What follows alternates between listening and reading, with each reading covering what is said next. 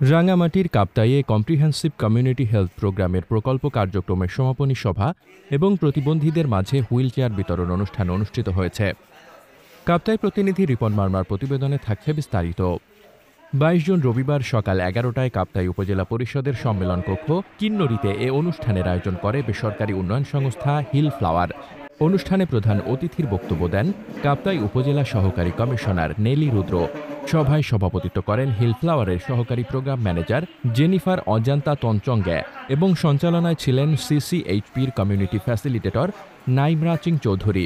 অনুষ্ঠানে বিশেষ অতিথি হিসেবে বক্তব্য রাখেন কাপ্তাই উপজেলা স্বাস্থ্য ও পরিবার পরিকল্পনা কর্মকর্তা ডাক্তার রুইলা অং মার্মা, উপজেলা সমাজসেবা কর্মকর্তা নাজমুল হাসান, উপজেলা যুব উন্নয়ন কর্মকর্তা মোহাম্মদ হোসেন, হিল ফ্লাওয়ারের সিনিয়র ম্যানেজমেন্ট সদস্য মিলন চাকমা, চন্দ্রঘোনা ক্রিস্টিয়ান হাসপাতালের কমিউনিটি হেলথ প্রোগ্রামের প্রোগ্রাম ম্যানেজার বিজয় মার্মা, ১০০ নম্বর ওয়াগ্গা মৌজার হেডম্যান অরুণ তালুকদার, ওয়াগ্গা ইউনিয়ন পরিষদের চেয়ারম্যান চিরঞ্জিত তঞ্চঙ্গে, চিতমরম ইউনিয়ন পরিষদের চেয়ারম্যান ওয়েশিলিমং চৌধুরী এবং চিতমরম ইউপি সদস্য ক্যাপ্রু চৌধুরী।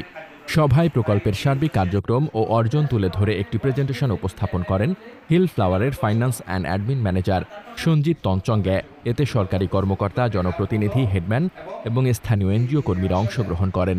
অনুষ্ঠান শেষে প্রকল্পের পক্ষ থেকে ২ জন প্রতিবন্ধী ব্যক্তির হাতে হুইল চেয়ার তুলে দেওয়া হয়। মোহাম্মদ শামীম রেজা, দৈনিক খোলা চোখ। আপনার স্বপ্নের যাত্রা হোক ফ্লাই ইনফিনিটির সাথে।